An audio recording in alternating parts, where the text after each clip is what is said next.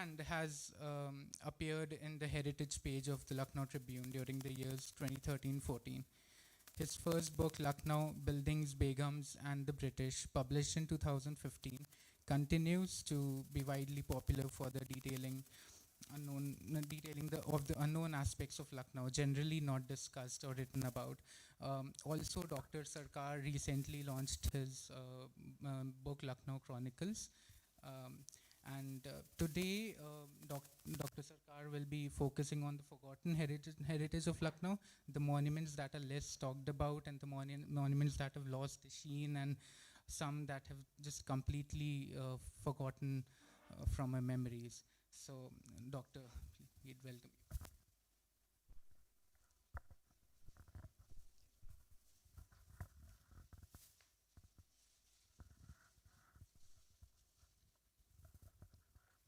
सबको नमस्कार. Good evening, Adab. So it's a privilege that I should be facing you here and just sharing my experiences and sharing whatever little I know. And this topic is very close to my heart. So I can go on for a long time, but I think I've got 1 hour, maybe less than hour. So I'll try to be brief and as informative as possible.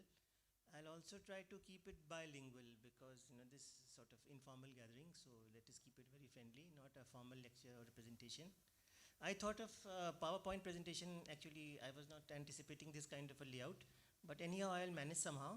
Sitting also, I'm not used to sitting and giving talks. Mostly, I've been, giving lectures, standing on a podium.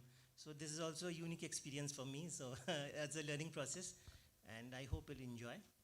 So as you see, friends, that the topic is the forgotten heritage of Lucknow, and I'll talk about the marvels which are lost in time. So what exactly I mean by this, I'll give some small definitions, or I'll try to simplify this title, and then I'll go to the subject proper. So first we go to heritage. We talk of lost heritage. So what exactly we mean by heritage? So it is like something we inherit from our ancestors. अपने पूर्वज से जो हमको मिलता है, and it can be anything. It can be a building, it can be a recipe, it can be a way of talking, or whatever we wear, anything. Whatever we inherit from our ancestors, and we try to preserve it for its value, that we can call it as a heritage. And many of these remain, and many of these get lost over a period of time. So if we try to demarcate heritage, then again we have different kinds of heritage. When we say this is a tangible heritage, which we can see, which we can feel, which we can touch, which we can experience. And some, they are intangible heritage elements also, like some practices or some expressions or knowledge or language, which you cannot exactly quantify, you cannot exactly see or you feel, but it is there very much. So in this topic, we'll be discussing about the tangible heritage, lost monuments, the tangible heritage, not the intangible ones like recipes or food or culture or dance, etc. Now this term monument, now what is a monument? So we see a monument is an old building which is having some historical importance. And there's a informal definition that the building has to be at least 100 years old before it can be called a monument. So we can have a very beautiful structure, very graceful or very important or very attractive, but if it is not older than 100 years, we cannot exactly call it a monument. So again now the definition becomes demarcated into a live monument and a lost monument. So if we talk of a live monument, this is, we can say it's a monument which is still in use. It may be 100 years old, it may be 200 years old, but it is still in use, like the Asafi Masjid or the Chota Mambada or whatever. These monuments are still in use. They have their own practices and religious practices around. And then there are lost monuments in which are gone forever. Now lost monuments can also be divided into two categories. One is that it has been demolished, or it has been removed, or it has been just vanished due to the passage of time.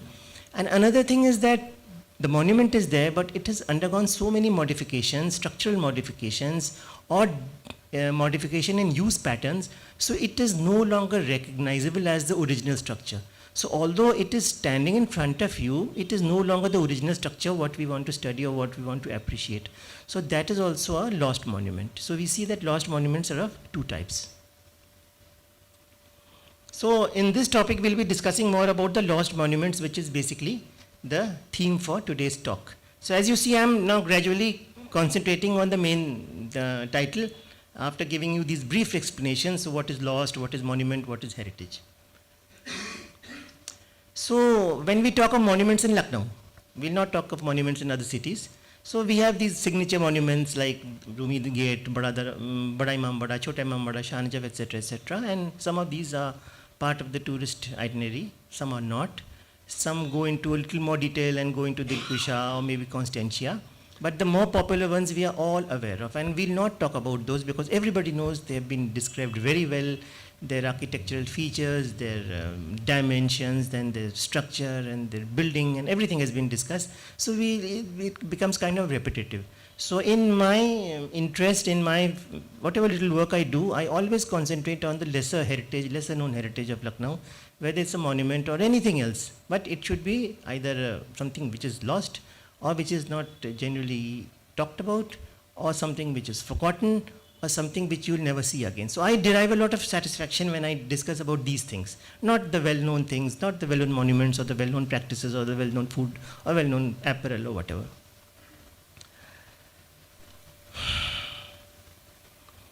So as I said that this tourist itinerary in the slide also it's there, that we have the Shah Najab, Dilkusha, Council House, a colonial structure, Constantia. These are the well-known buildings of Lucknow. Everybody knows about them. No point in discussing. However, we see that if we go into a lot of research and descriptions, especially the colonial descriptions, so around 500 heritage structures of Lucknow have been identified. That these existed at some point of time, maybe some have vanished, maybe some are there, maybe some have been modified due to their use patterns, maybe some have been damaged, but as a whole, comprising of the pre-Islamic, the Islamic and the colonial monuments or structures of Lucknow, at least 500 structures existed at some point of time. The gateways, the edifices, the palaces, the houses, even the homes, even the cemeteries. So many have just vanished from the face of the earth, and they form a very interesting part of study of the heritage of Lucknow, because I find it personally very fascinating that, kya raha hoga, what could have happened, what were they to look like, who built them, who destroyed them, where are they now, this kind of thing. And also if you see the list brought out by the ASI, they have also given a huge list of monuments which are no longer traceable. And strangely, huge areas have vanished. Some mound has vanished, but they had some archaeological or some historical significance at some point of time, but then nobody really bothered, and with time or with encroachments or with misuse, these things vanished. So from 500, we are left with very little.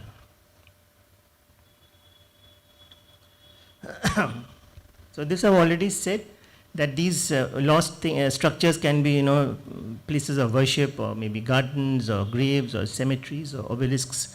Recently I came across, let me tell you a little about myself. I belong to Lucknow, but I've been away from the city for the past several decades. But in May this year, I finally arrived back in my city after opting for voluntary retirement, and now I'm again trying to do a little exploration and do some more writing. So I'm staying in Mahanagar, and many of us may feel that Mahanagar is modern and relatively post-independence locality, but it is not so. I was going through a map of 1920s, and there Mahanagar was mentioned. Not the Mahanagar we see today, the planned colony, but Mahanagar, the area was existing there that time in 1920 or maybe before that. So just a point of reference. I also was informed that there used to be an obelisk near Changan Garden.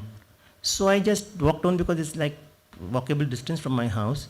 So I tried to search that is there anything left. It was a British obelisk, but I couldn't find any trace of it. So what I mean to say is that our heritage is around us all the time. It's up to us that how we study, how we find out things, and how we mourn also of things which have totally vanished. So this just I wanted to share a personal experience with you regarding the obelisk at Changan Garden.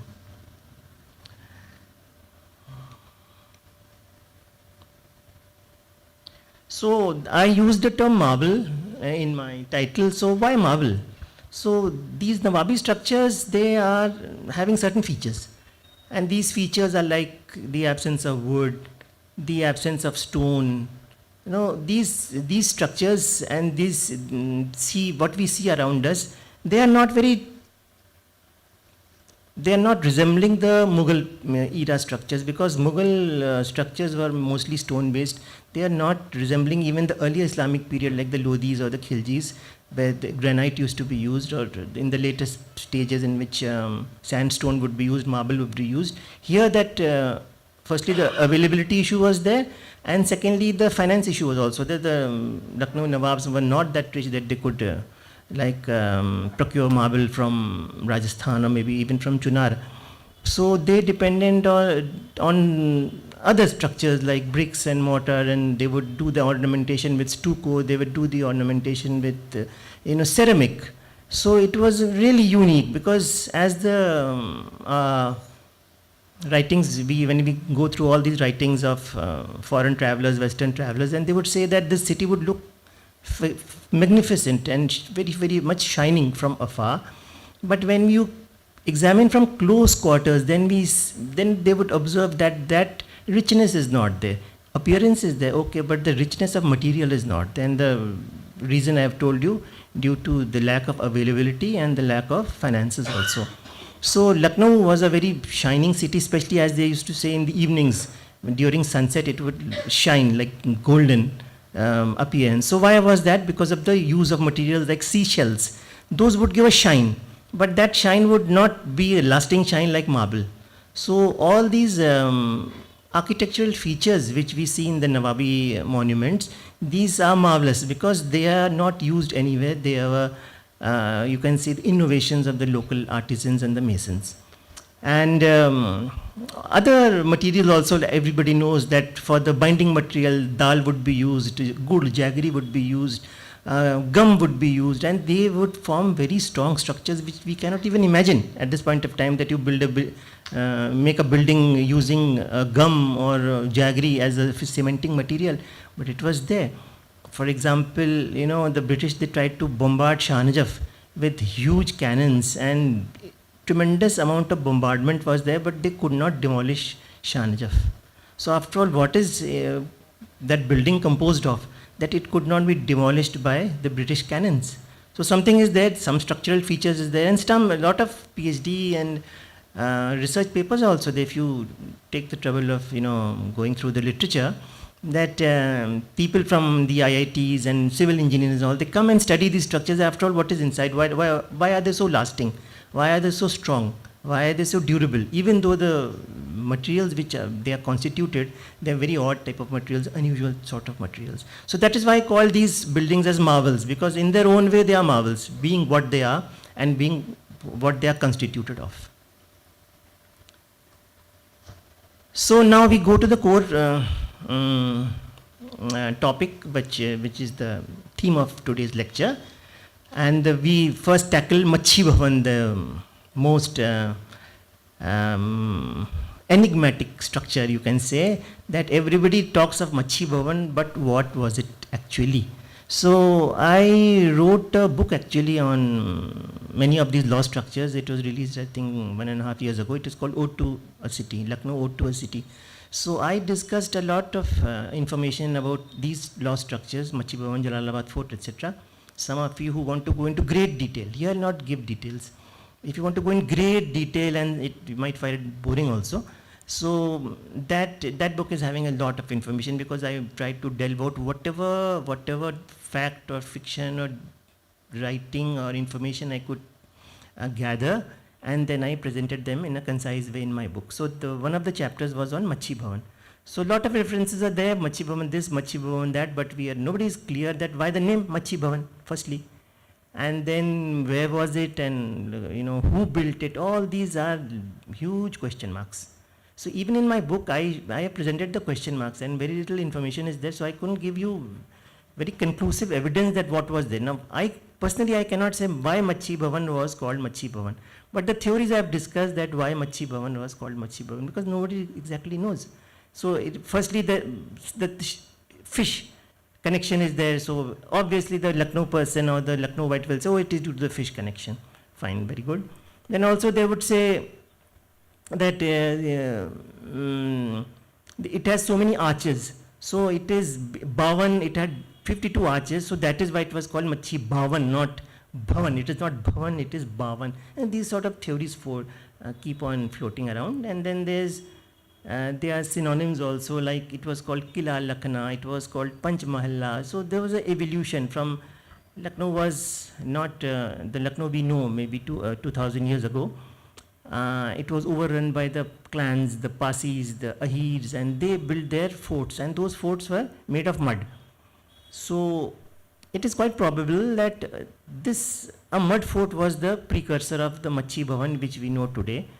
But mud forts don't last for so many years. So then it was taken over by maybe a Nawab, maybe Safdarjung, maybe Shuja-ud-Dawla, and then it was fortified, it was strengthened, and then it became the fort we know today. Of course, then again the British, they came and they demolished it, semi-demolished it, and it was lying in that condition. Then the rebels again took over. Then when the British took over Lucknow, again they assumed control of the fort, and this thing happened. Then ultimately it was demolished to make way for the medical college that we know today. So nothing remains of Machi Bhavan, but a very, very early diagram or map you can see of Joseph Teffenthaler is there, which I have shown. So there he has shown the Panch Mahalla complex, and which the Panch Mahalla complex again was pre-Nawabi. It was the staying or the residence of the Sheikh Zadas. So 5 sons were there, each one had his own palace, so it came to be known as Panch Mahalla. Now the metamorphosis is continuous. From a mud fort to a residential structure, to a citadel, to a full-fledged fort, to a palace, to its final demolition. No, so you can't like really pinpoint at what point of time Machi Bhavan ceased to be Machi Bhavan and became a palace. Because ultimately it became a palace, but less of a fort, it was more of a palace. So this continuous modification and metamorphosis is going on, and it forms a very fascinating history of Machi Bhavan. So here you see that Teffenthaler has given a structure. Here the Gomti Nadi is there, and the 5 palaces he is showing, and this will ultimately metamorphose into the Machi Bhavan that we talk about generally. So Teffenthaler gave even more details that I have given in my book. Some of you who are interested can go through it. Here is the famous gate of Machi Bhavan, and it was used to be called the Panch Mahalla gate also. Why it was called Panch Mahalla? Because of the 5 palace complex. So these are some of the, the top one is a painting of the Panch Mahalla, which is quite common, all of you know, and the bottom one is are the photographs of Machi Bhavan, the ramparts of Machi Bhavan. So as you see, the 2 photographs at the bottom, one by Tytler and one by Beato, these give a lot of details regarding the building, especially the entrance and the fortification, how it was done. So it's very interesting, but nothing remains as of now. As I was saying, that Machi Bhavan metamorphosed into a palace. Now this palace was referred to as Shuja-ud-Dawla's palace by Western authors. Now here I would like to just clarify one point, that we give a lot of credit to Asaf-ud-Dawla, that he built Lucknow, or he was the one who really promoted Lucknow, fine, and he built all these buildings, very good. But the foundation of the Lucknow that we see today was actually from Shuja-ud-Dawla's time, because after losing at the Battle of Buxar, he didn't have much to do. So he had 2 aims. One, to again rebuild a very strong army with the help of French officials, and secondly, to beautify Faizabad and Lucknow. So the Machi Bhavan, again, that Machi Bhavan is now becoming a palace. It was a fort, and then it was a citadel. It was actually never a fort basically, but anyway. So from a citadel, now it's becoming a palace. So if here we see the palace again, it's a painting and it is being referred to as Shujauddaulla's palace, not Asafuddaullah's palace. And what did Asafuddaulah do? So when he run in with his mother and he shifted to Lucknow, he simply occupied the palace of his father. And from then the development of Lucknow started from another angle, but the credit for starting all the work we see and we refer to of Lucknow doesn't go, but it should go to Shujauddaulah. At least that is what I feel. Despite Lucknow not being the capital then, I right? no, actually Lucknow was number 2. No problem. Lucknow was number 2. Right. I'll talk about this fort also. So again, we cannot just write off Lucknow because see, I'll take a little of your time. Burhanul Mulk and Safdarjung, they never really concentrated on Lucknow. But Shujauddaulah did. And as I said again and again, I keep on saying that even the architecture, the French influence and all we see, it is all the contribution of Shujauddaulah. The Tripolia gates we see in Faizabad and Lucknow, it is again the contribution of Shujauddaulah. The very prototype of Nawabi architecture we see is the contribution of Shujauddaulah. But nobody gives credit to him for that. Shujauddaulah is mainly known for the Battle of Buxar, etc., etc. So these things I like to study and I like to present that. Let us change the narrative a little bit.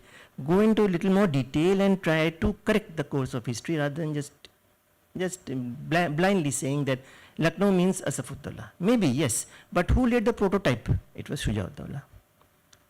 So, again, a mysterious fort called Jalalabad Fort. Now, we know of a Bijli Pasi Killa in Ashiana. Nothing is there, a mound and some very ghostly type of structure, 1 or 2 pillars. But that also has a checkered history. So, what was it exactly?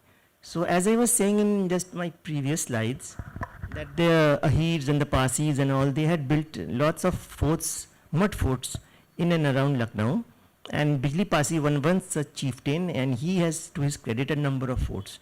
And the Bijli Pasi Killa, maybe the nucleus of the Bijli Pasi Killa which we see today, was laid by Bijli Pasi. But the fort is the same which Bijli Pasi laid is very difficult because no mud fort can last for 2000 years. So my contention is that again it might have formed as a nucleus and then the Nawabi, during the Nawabi regime, maybe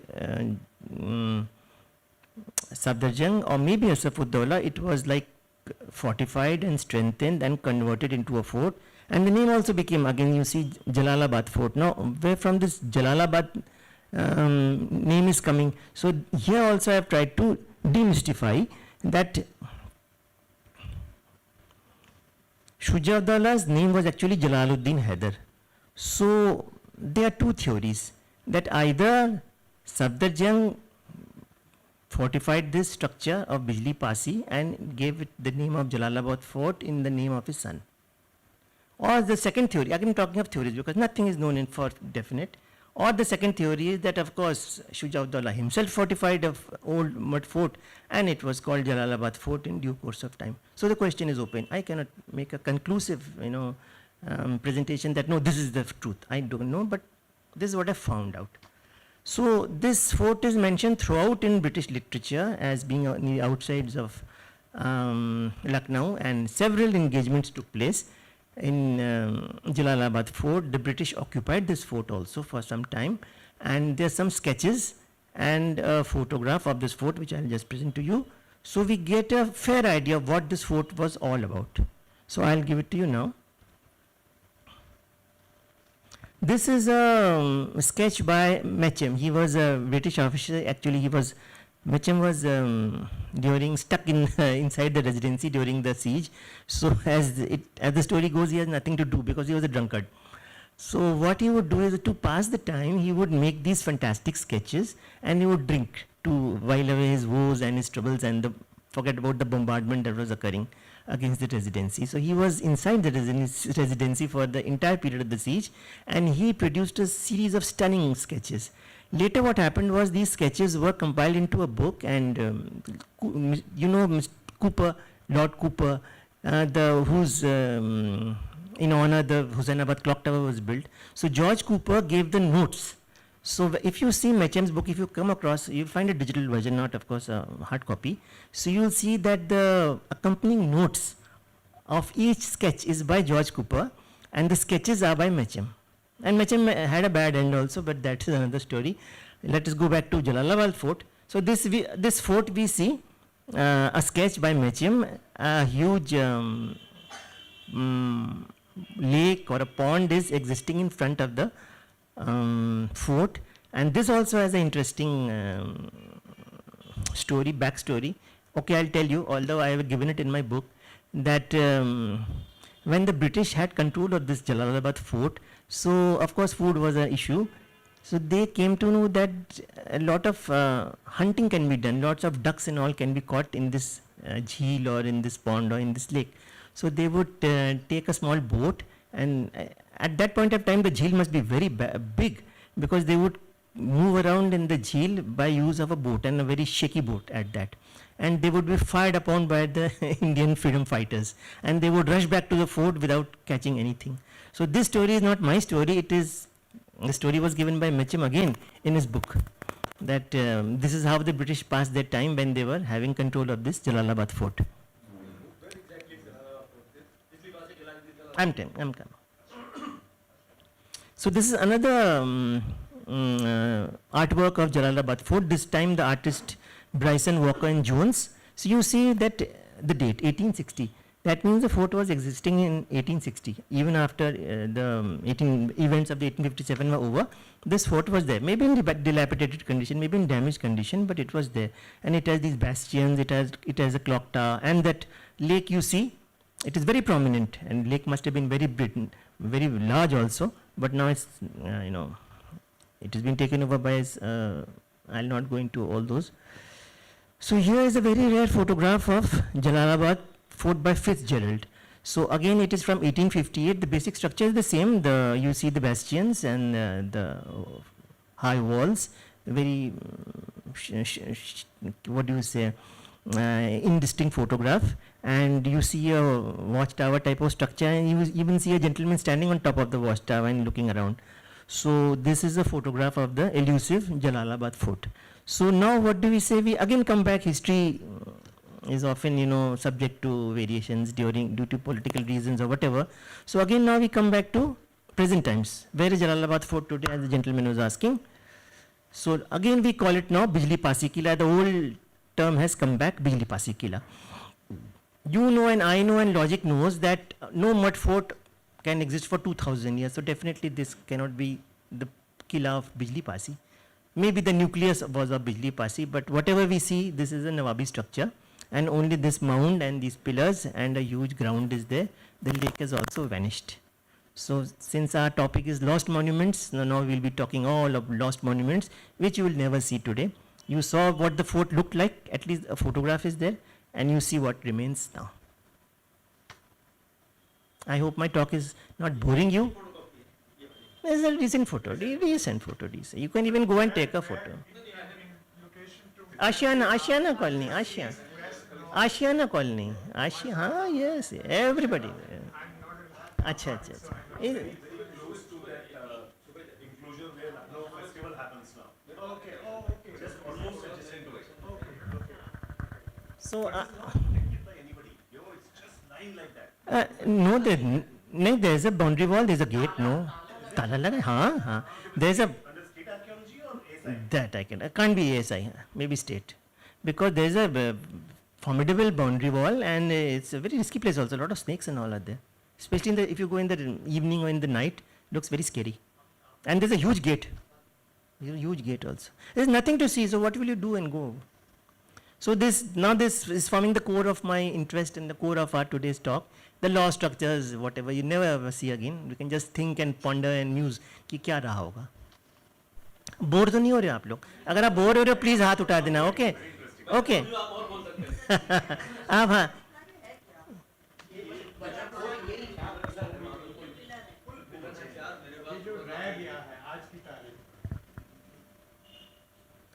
Moti Mahal. So we all know where is Moti Mahal and what is Moti Mahal. But again, so many ups and downs and ifs and buts. So we'll discuss about Moti Mahal. So this palace was built by You all know where is Moti Mahal. I need not tell you. So this palace was built by Sadat Ali Khan. Then it was upgraded into a 3 palace complex by Ghaziuddin Haider. And well, fine. But we will not go into those things. We'll talk about what is lost of Moti Mahal and what is the significance of Moti Mahal. Fine. So during the later Nawabs, this area was used for animal fights, and because there was this palace on one side and there was a river on the other side, and between that narrow strip of land, these animal fights would be organized to impress British officials. So the animals could not like run away, because on one side the building is there, on the other side the river is there, so they were like trapped. So they had to fight and die. Somebody had to fight, and somebody had to win and somebody had to lose. So that became the primary significance of Moti Mahal. But we'll not go into the details. I want to talk about what is lost. What do I want to say? Why is it lost? Because it is still standing there, so why am I calling it lost? Let's go into detail. So if we if we see this sketch of Moti Mahal and go into a little back in time, this is a sketch of 1857 by Dodson, another army officer. So Moti Mahal was supposed to have a dome which was like shiny, like pearl, so that is why it was called Moti Mahal. It was supposed to have, fine, that was name was Moti Mahal. But if you see the sketch, there is no such dome. There are 4 small domes on 4 corners of the building. There is no central dome which is resembling a pearl or resembling any spherical or dome-like structure. So what is the lacuna? Where are we wrong?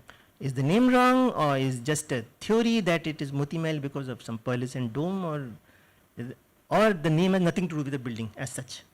Because you see the sketch cannot be lie. Surely you will not make the dome vanish in his sketch. So definitely to see the dome is not there. But let us forget the domes and the pearlescent structure. I am more interested in something else. There was a very peculiar gate in front of the Moti Mahal palace, and this gate you see on the left. This one. Fine. So very peculiar architectural features. I'll just go into detail now. So this gate impresses me, and this gate persisted for a long time. Moti Mahal palace, whether it had a dome or not a dome, not very interesting to me. The gate is interesting to me. Why? I'll show you. So here we see photographs of this gate. Okay. So this was like the original gate, the Nawabi form, you can say, as it was in 1858, photographed by Beato. So here you see 2 turrets, very strange 2 turrets, more like a Scottish castle than an Islamic structure or a Hindu structure or anything. Very peculiar structure, typical hybrid, you can say, architecture, in which you see these turrets and you see some Chainosri pagoda type of structures, so typical of Lucknow architecture, and then you see an Islamic arch. So a typical example of Islamic architecture. I find it very, very fascinating, and especially these turrets. What the turrets had to do with his gate, I don't understand, because I am resembled of a Scottish castle when I see these turrets. But after the British took over, they, of course, as you all know, the British demolished so many buildings and monuments and structures. They also left behind certain buildings, and they spruced up those buildings. They modified them, they beautified them, like Chatar Manzil, like Darshan Bilas. Moti Mahal was like that, because they did not destroy Moti Mahal, but they did carry out modifications. They removed the turrets, as you see. The turrets are all gone. And they painted it and beautified it, and it looks good. And this is a photograph of 1874. That means it's in pretty good condition. Then again I'm showing a photograph of 1921. See, again this gate is becoming derelict. So the older structure is there, but it is developing cracks and it is about to fall down. And it did fall down. During the floods it collapsed and crashed and it was gone. So again you will never ever see the gateway of Moti Mahal. You may see the Moti Mahal palace, which again I don't know original structure or not original, but this gate you will never see. Again a lost monument. So I hope you find it as mystifying as I do. I find it very mystifying that this beautiful strange looking gate once existed in Lucknow, and now we'll never ever see it again. You said it got crashed in 1920, yeah. तो 61 का मशहूर है, 71 का मशहूर है. नहीं, ये तो बहुत पहले 1920s में गिर गया. 1920s में गिर गया था. 20s, हाँ, मैंने डेट दिया है किताब में, मैंने बहुत डिटेल में दिया. सो यहाँ तो उतना नहीं दूंगा, लेकिन I am just giving the indications. He's asking, this is 1920-21. Yeah, हाँ. Which flood came? Because we know the 61 flood, we know the 71 flood, but which flood? 1920s में, I think 23 or 24 में आया था. There was a flood. in Yeah. Same year. It was photographed the same year that This I cannot say. How can I say? See. नहीं है, आप मेरी किताब पढ़िए ना, है, मैंने तो एग्जैक्ट डेट भी दे दिया उसमें. अब मुझे इतना याद नहीं है. The fact is that this photograph is 1921. Okay, अब उसके बाद वो 22 में गिरा, 23 में. At this point of time I can not से. फाइन, ठीक है ना. आइए उसी पे चर्चा करते हैं. मैडम का क्वेश्चन बहुत अच्छा. So this Moti Mahal has got another significance. Now let us discuss the significance. This is a very famous painting of Thomas Barker. It is called The Meeting of the Generals. So in this, basically Thomas Barker has tried to show after the relief of Lucknow, in which Colin Campbell, Havelock and Outram, they met at this place, and there's a plaque also. I'll show you in the next slide. So now see, जैसे madam ने कहा कि ये gate कहाँ है, ये कहाँ था. So like you see, that is the gate with the mysterious turret which we talked about. ठीक है. In opposite to that, you see another turret, set of turrets. This set of turrets is, no photograph is there, but in the painting it is there. Surely it must have existed at some point of time. They are looking quite bulky and massive also. So the gate, Moti Mahal is like existing behind this, then the gate, then these two massive columns or whatever you would like to call them. There's no mention of this anywhere. And here these three generals, they are shaking hands. Now this painting is also very interesting. If you can identify some of these structures in the background, I think you can do it. Like Saadat Ali Khan's Maqbara, you can see Farad Baksh, Darshan Bilas, Chhatar Manzil, all you can see. I'm not saying they're very precise, but this is a painting. The concentration is basically on this, not on the structures behind it. But still we get some information that this massive column-like structure existed in front of this mysterious turreted gate. Now nothing is there. Exactly when it vanished, whether it was removed or it fell down or they crashed. No comments from my side. Okay, present day Moti Mahal. So now we see present day Moti Mahal. Now this pearlescent dome is appearing. So we can like safely conclude that this is a very modern addition. Maybe it is inspired by the name Moti Mahal, so somebody builds a dome like a pearl or something, and the name persists Moti Mahal, but definitely not a Nawabi structure. And even this, I'm not very clear how much is Nawabi, how much is modern. I'm not sure, so I'll not make comments. I don't like to make conjectures or theories. I will state only what I know. Supposing I do not know a date which Kasan Saab is asking, I will not bluff and say 1925. I say, okay, you read my book, उसमें दिया हुआ है, ठीक है ना? है date, उसका तो डेट है, नो प्रॉब्लम. इतना याद नहीं है भाई, मैं 4 किताबें लिख चुका हूँ, हैं, तो यू कैनॉट एक्सपेक्ट मी कि आप एकदम इंस्टेंट विकी की तरह मैं बोल दूंगा ना कि ये डेट में ये हुआ था. Again, no comments. Structures are becoming uglier by the day. And the gateway is now being built for Lucknow University, that is looking like Puja Pandal or something of that sort. But anyway, so this significance of lost Moti Mahal. Fine. So this goes on. So as we were saying about the meeting of the generals, this plaque is there, again surrounded by rubbish, in which they have mentioned that during the first relief of Lucknow, these 3 generals came together. This plaque one can see if you can manage to tackle this rubbish lying all around.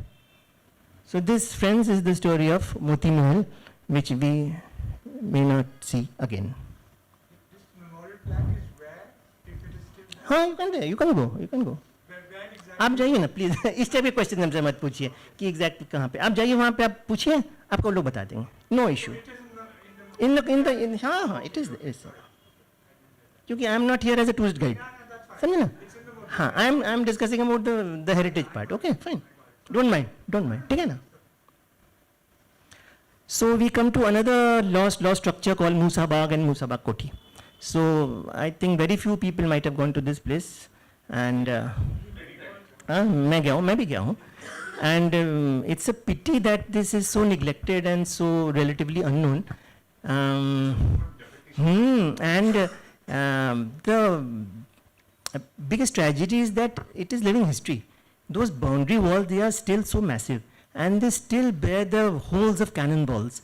So nobody documents them. No, there's no photograph even of that Musabak wall bearing those cannonballs which Utram or his troops might have fired at one point of time. And this is living history. But how it is neglected, it is very sad.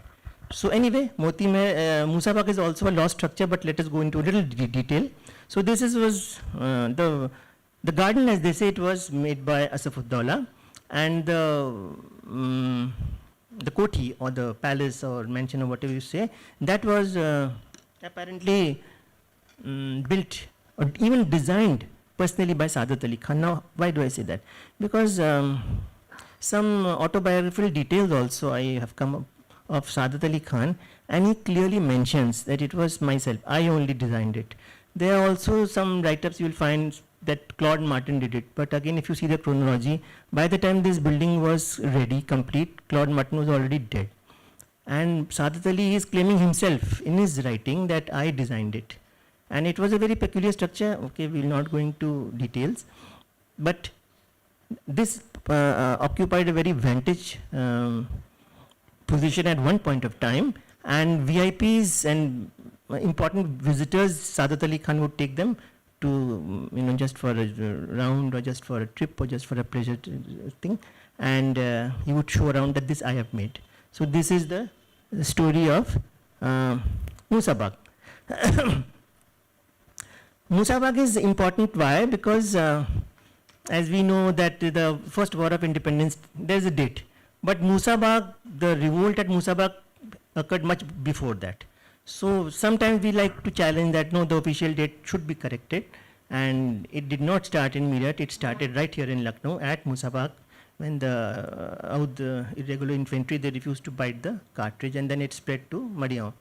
Anyway, so I would like to show you the photograph of Musabak. These are photographs, not works of art. That this is the northern facade of Musabak facing the river. These are rare photographs basically because you will not find them. You will find mostly, if you do a Google search of Musabak Koti, you will find photographs of arches and pillars and ruins, but not these complete buildings. So this is the northern facade. This is how it looked like. Now the background of this architecture, again I have given in my book, so I will not give all this here, but this is what it looked like. This is the rear, the southern facade.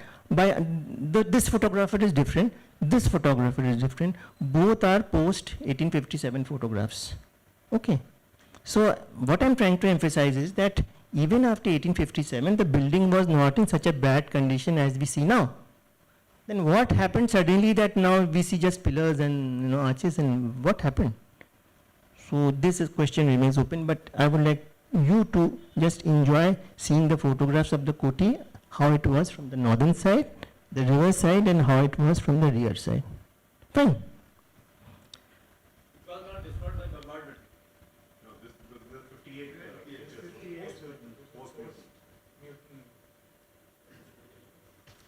This is the Musabak Koti we see today. If you go today, you will see these arches and these broken steps. Now it's such a pity that, again we go back.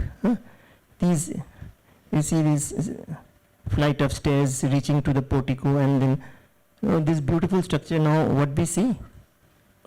Again the stairs are there, and that portico which we saw, this is the remaining part of the portico. So this is how we treat our heritage. So sad. Again, we'll never see Musabak Koti again unless somebody decided to rebuild it, seeing the old photographs. So we have to be satisfied with the old photographs or seeing these ruins. And even these ruins are not maintained, full of snakes and rubbish and overgrowth and antisocial elements also.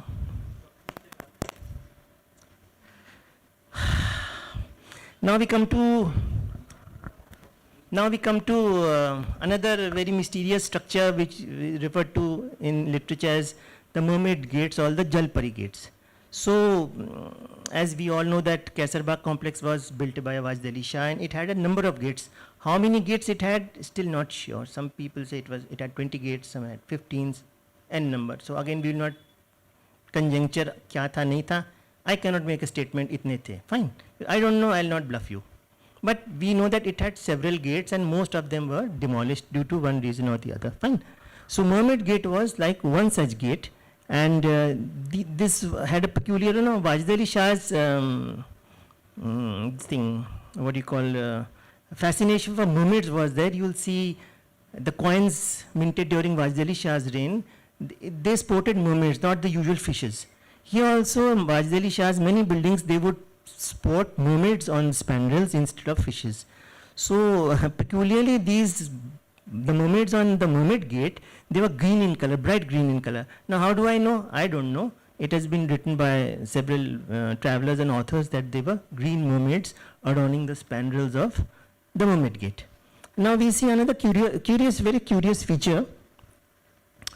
I'll tell you here. So this Mermaid Gate, we see the various avatars of the Mermaid Gate. This is like immediately after 1857, a photograph by Beato. So it is in ruins, but still we see the basic structure, and we see one very strange spiral, structure. Where it is leading to, nobody knows. Again, a conjecture that this was just a trick or maybe just a folly, because it led to nowhere. If you climb on this, and then again it will come back to the same place you climbed. So nobody could explain what. Maybe it was a folly, or maybe it was some design or whatever. But I cannot comment on it. But anyhow, where it existed like this Mermaid Gate, and this led to a series of this thing inside. Paths, and then ultimately led to the residence of Amir Naki Khan, who was the Prime Minister of Awadh at that point of time. So this again you see a view of Mermaid Gate by another photographer. So now these have been removed. The British left to modify and clean up things, you can say. So the Mermaid Gate is still there, but these strange structures or spiral staircase, now it is vanished. It is there, it is in ruins. And again you see another structure. This is 1860. So till 1860 frontal view, the gate is very much existing. And happily there are very many photographs of this Mermaid Gate. So at this point of time we can we can form a very clear picture of what it really looked like. But then at some point of time it was demolished by the British. Why it was done so? Because this gate was spruced up. Again it was spruced up and beautified and made presentable. And then it was like broken apart. Why, how, when? No comments from my side. Fine. So this again structure, Mermaid Gate, one gateway of Kaisarbagh, which you and me will never see again. Fine. So was it the Amiruddin library site or the Bhakhande site? Again, even the location is questionable. It is not clear. The Kaisarbagh has so many questions that people are not very clear. Even I think 2 or 3 days ago there was this newspaper article on one chabutra or one pavilion will be rebuilt. The broken pavilion, which is the marble one. So they were again this question from where this pavilion has come, because it is not originally it was not there. Maybe it was transposed or translocated or something. So Kaisarbagh has too many questions. I am not really an expert in Kaisarbagh. Nobody knows. Basically, the kind of study that I have done, if I could not find out the true picture of Kaisarbagh, then kaun nikalega? I am not boasting. I am just telling a sad truth. Ki I could not unravel Kaisarbagh. Despite the descriptions and despite the n number of photographs, especially by Beato, I could not. I could identify some. I could tell you that okay, यहाँ पे ये था, यहाँ पे, which I know for sure. But very many things I don't know for sure. That I'll not bluff. कि यहाँ पे ऐसा था. I'll not act like a tourist guide. नहीं पता तो नहीं पता. I don't know. So like Amiruddin Library, you asking. There was a pavilion called Lanka. That Amiruddin Library is existing in the place of the Lanka. Fine. That I can tell for sure. I know. Like Parikhana, where it existed, now the Bhatkhande is existing there at exactly that location. Fine, that is sure for sure. But where this Mermaid Gate and where this even these Baradaris, the Naginawali Baradari and all, where exactly they existed, I cannot pinpoint for sure. Personally, I cannot. So that is all the story of Mermaid Gate or Jalpuri Gate. You and me will never see. Now I'll come to another gate. Now this gate was called Latkan Darwaza. or the clock tower gate. So you see the artwork. This is quite a massive structure. Different artists have portrayed this gate. Fine. Now why was this called clock tower? There was no of a clock where there is no clock. So this name, this clock tower gate, is basically a British terminology, is not original terminology. The original name of this was called Latkan Darwaza. Now what used to latak from here, again I cannot say, but this is the original name and this is the British given name, these two names of the gate. What I am concerned about is that again this gate has totally vanished. You will never see, or you and me will never see this gate again. Now comes the question of the where it was situated. So I'll show you. We all know the Bailey Garrett gate of the residency. This was right opposite the Bailey Garrett gate. So the point I'm trying to emphasize is that the Bailey Garrett gate led to the residency, the British premises. The Latkan Darwaza led to the Nawabi area, the Nawabi premises. These two gates faced each other. Okay. So all these structures you will see, they are leading to the Chatur Manzil and the Farad Baksh and the Darshan Vilas and the Gulshan Iram and other structures. And this is leading to the residency premises, and both are facing each other. So Rosie Llewellyn Jones writes a very interesting anecdote that when the Bailey Garrett gate came up, Latkan Darwaza predated Bailey Garrett. So when the Bailey Garrett gate came up, then Saadat Ali lodged a protest that this Bailey Garrett gate is, obscuring and dominating my area, so it may not be allowed to be built. But of course the British never listened to them, to the Nawabs, so they anyhow built the Bailey Garrett gate. This is what was the relative positioning of both these gates. Fine. Now a photograph. So this is a photograph, those were sketches, and this is a photograph of, you see, a nice close-up of the gate, which is now vanished, leading to the Nawabi structures behind. I'll show you another photograph. This photograph is by Beato again, so it is now very, very clear. The Bailey Garrett gate this side, the Latkan Darwaza that side, the Nawabi palaces behind the Latkan Darwaza, the residency on this side of the Bailey Garrett gate. Fine, so I think it's clear.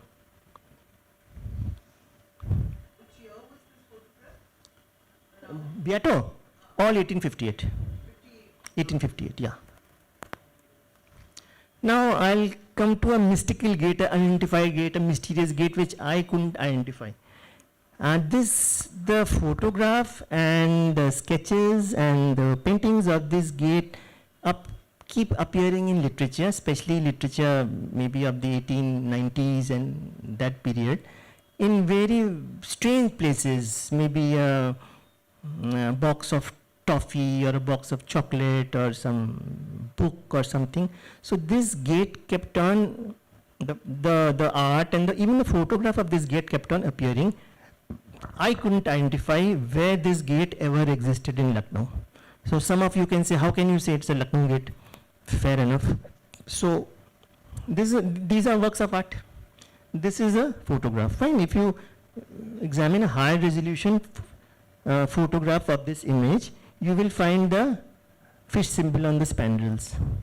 So at least we are sure that it may be Lucknow, it may be Faizabad or any place. At least it's a Awadh gate for sure. Fine.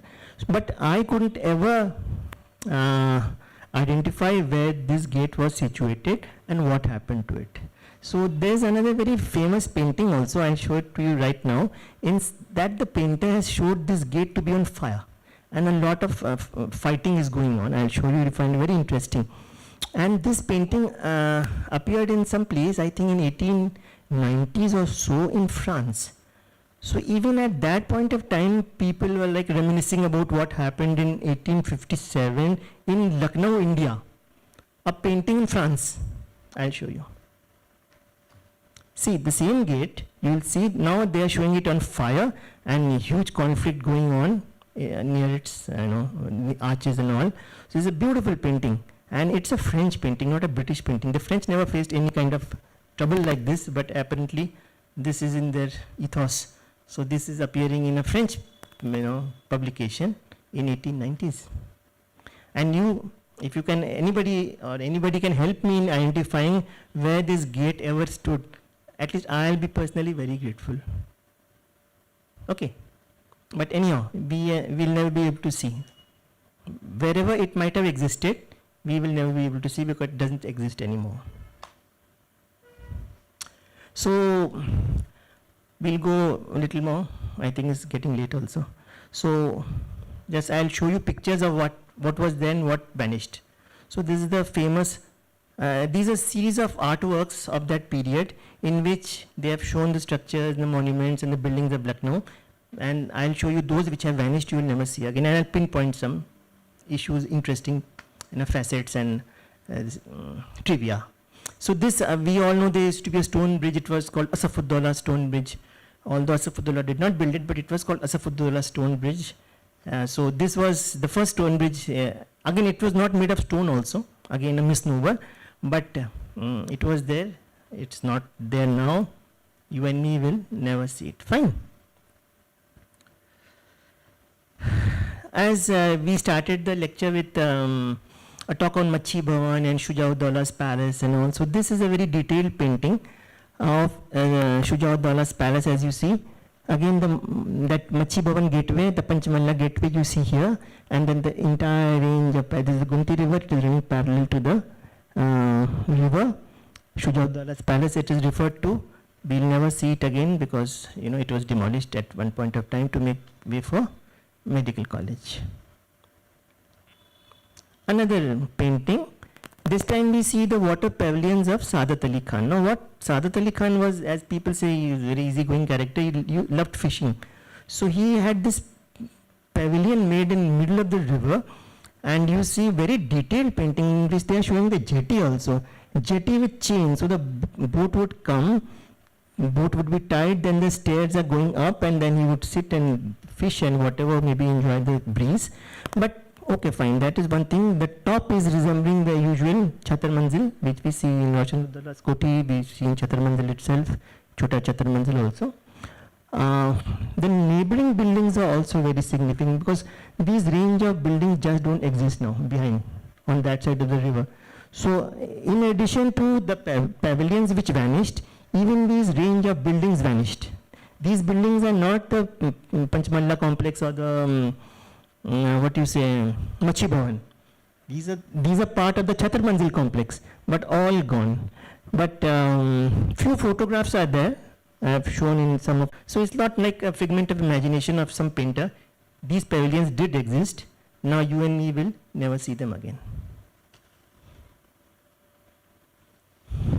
So this, I think all of you will recognize that this is the Farhad Baksh. Okay. That doesn't interest me. Farhad Baksh we all know, no point in talking about Farhad Baksh. But see, next to Farhad Baksh, what is there? What we now we can see, like we can conjecture that it might have been General Koti. But General Koti is a single story structure. Here we see almost a triple story structure. So where did this building go? So we can conjecture that maybe General Wali Koti or General Koti, the Koti we see today is just a lopped off version of the original Koti. We see only the ground floor, one single story structure. At one point of time, it might have been a triple story structure or a double story structure, whatever might have been. Some painter had captured it. This is all gone now. Fine. This structure also you will recognize very quickly. The Shahnajaf, the riverside entrance of the Shahnajaf, and then the Qadam Rasool on the Ahilok, artificial mound. This is, both are existing now. Shahnajaf in mediocre condition, Qadam Rasool in ruin. But there's a marble pavilion here. Where did this go? So I was interested in the law structure, could not identify this marble pavilion. This interested me. So I just tried to show you this painting of Lucknow. Okay.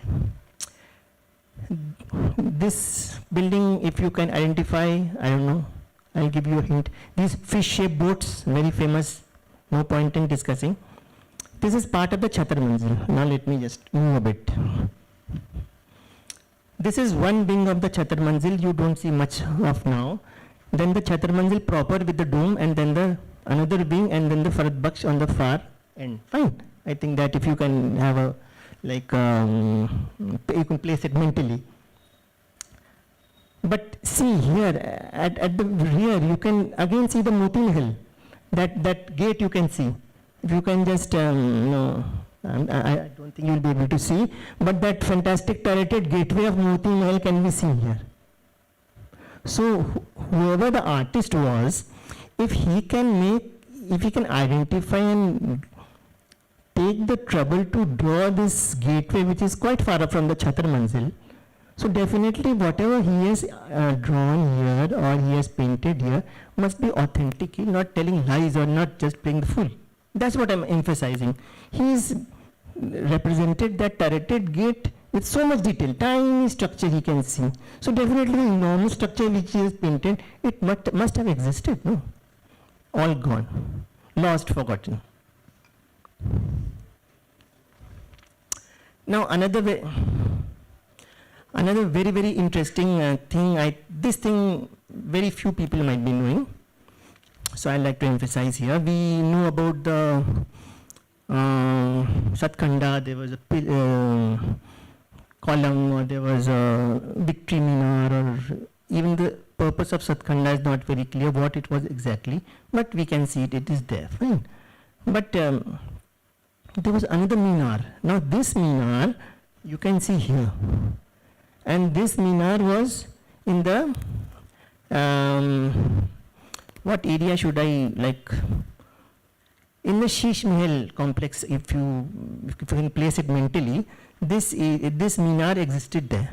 So this is a riverside view of the Sheesh Mahal complex, the palaces and the Sarpat grass, the river, wild animals and all, and you can see this tower.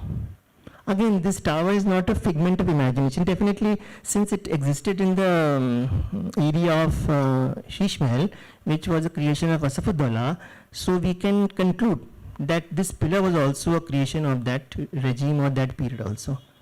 So that this pillar or this column or this minar existed, what is the proof? This is a painting, you can say, or maybe it is artistic imagination or like artistic license, but no, because there's a photograph also, and that is a post 1858 photograph, not of this, the entire area, but if you zoom and if you take the pain of like trying to identify the Sheesh Mahal area, the Gend Khana and the Sheesh Mahal and the picture gallery, that time there was no picture gallery, you will find this pillar standing strong, this minar standing strong, but damaged in places. That photograph is there. Fine. Again, you and me will never see. In fact, nobody, 99% are not even aware that this 6 or 7 story minar ever existed in the Sheesh Mahal area. Aishbagh, we all know, waterworks, dirty place, industrial area, etc., etc., etc. Built by Asafudullah. His son Wazir Ali was married here. Nobody goes to Aishbagh. Some ruins are there. There's a ruin Baradari and all. But this was the palace or mansion or whatever in Aishbagh, which a painter has tried to show, and I am trying to show you here. Again, we will never see this.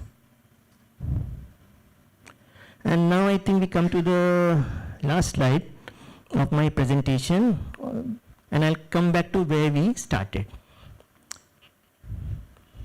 So the flyer or the creative which all of you got had this image, right? I'm finishing, huh? So sorry for the long talk. Now, how many of you can identify this area? See, this is the area before the Rumi Darwaza, Asafi Masjid, Asafi Imambara was built. Okay.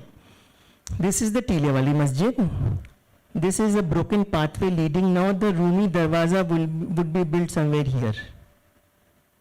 Okay. But that is not interesting me. What is interesting me is this palace. Now this palace was called Burj Tila Palace or Sunheri Mahal Palace, and because this is a golden dome. And who did this palace belong to? It belonged to Bahu Begum. So a lot many sketches, works of art are available if one tries to take the trouble of trying to decipher what happened, how it happened. So at some point of time, some of the paintings, here it is a very old painting in which the Asafuddaullah's creation is not there at all.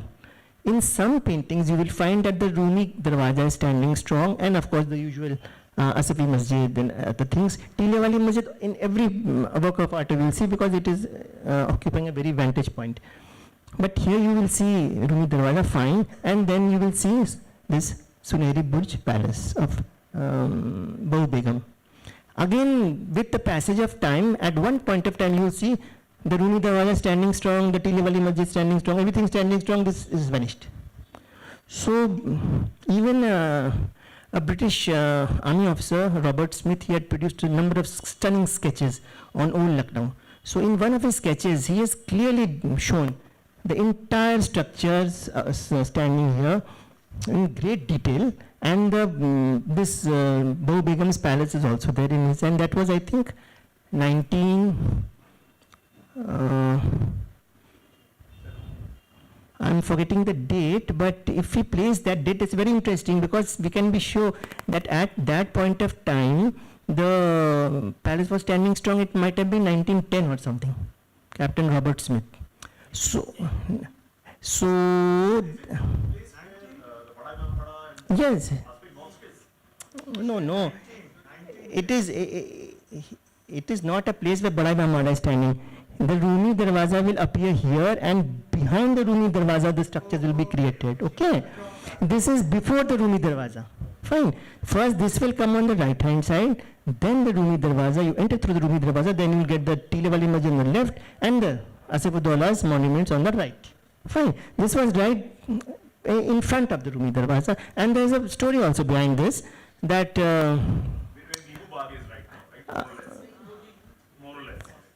there's a story also behind this, that Bahu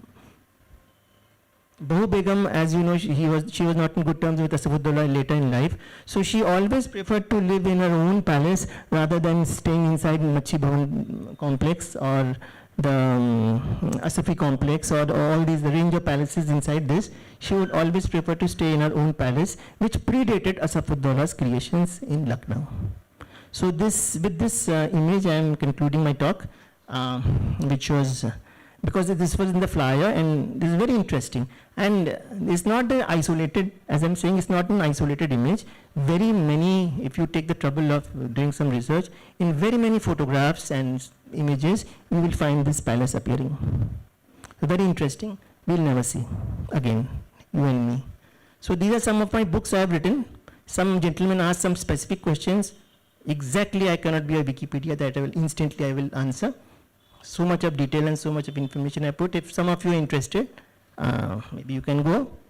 This one is having all the details of law structures and architecture, and maybe boring, maybe too technical, but very good for the person who's interested. These are for light reading at leisure.